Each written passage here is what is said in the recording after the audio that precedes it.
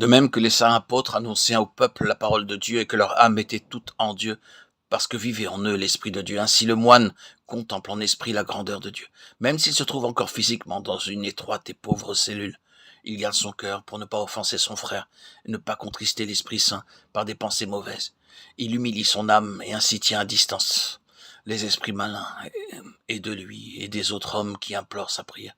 Celui qui aime Dieu pour penser à lui jour et nuit, il n'y a rien qui pourrait l'en empêcher. Ainsi, rien n'empêchait les apôtres d'aimer le Seigneur. Ils vivaient dans le monde, mais le monde ne gênait nullement leur amour. Ils priaient pour le monde et proclamaient la parole. L'Esprit de Dieu nous apprend à prier partout, même au désert, pour tous les hommes, pour le monde entier.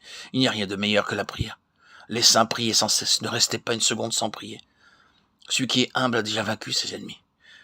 Qui s'estime dans son cœur digne du feu éternel et fuit par les esprits malins et n'a aucune pensée mauvaise en son cœur. Mais son esprit et son cœur reposent entièrement dans le Seigneur, qui a connu l'Esprit Saint et par lui s'est revêtu d'humilité et devenu semblable à son Maître Jésus-Christ, le Fils de Dieu. Les saints pères plaçaient l'obéissance au-dessus du jeûne et des prières, car un moine désobéissant pourrait penser être un ascète ou un orant, alors que celui-là seul est pur d'esprit, qui remet sa volonté propre entre les mains de ses supérieurs et de son Père spirituel. Un moine désobéissant ne saura donc jamais ce qu'est la prière pure. Un homme orgueilleux et obstiné ne peut connaître la pureté spirituelle, même s'il vivait 100 ans dans son monastère. Il offense en effet ses supérieurs par sa désobéissance et il offense Dieu en leur personne. Il n'est pas possible de garder la paix intérieure, sinon en veillant sur nos pensées. Ne pas juger les autres, Matthieu 7, 1.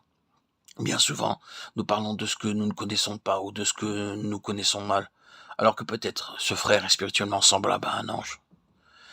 Ne te mêle pas des actions des autres. Fais attention aux tiennes et accomplis ce que ton supérieur te commande. C'est alors que Dieu t'aidera par sa grâce et tu goûteras les fruits de l'obéissance dans ton âme. Paix et prière continuelle. Efforce-toi d'atteindre le bien, mais commence par mesurer tes forces. Cherche à savoir ce qui est utile pour ton âme. L'un y parvient en priant davantage, l'autre en lisant ou en écrivant. Tout ceci est nécessaire, mais il est préférable à l'âme de prier sans distraction. Et plus précieuses encore sont les larmes. Chacun s'adonne à la grâce que Dieu lui donne.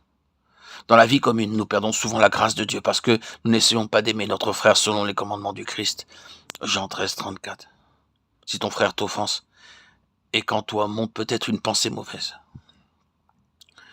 Si tu le condamnes et que tu ressentes peut-être de la haine, tu sentiras que la grâce pénètre plus difficilement dans ton âme.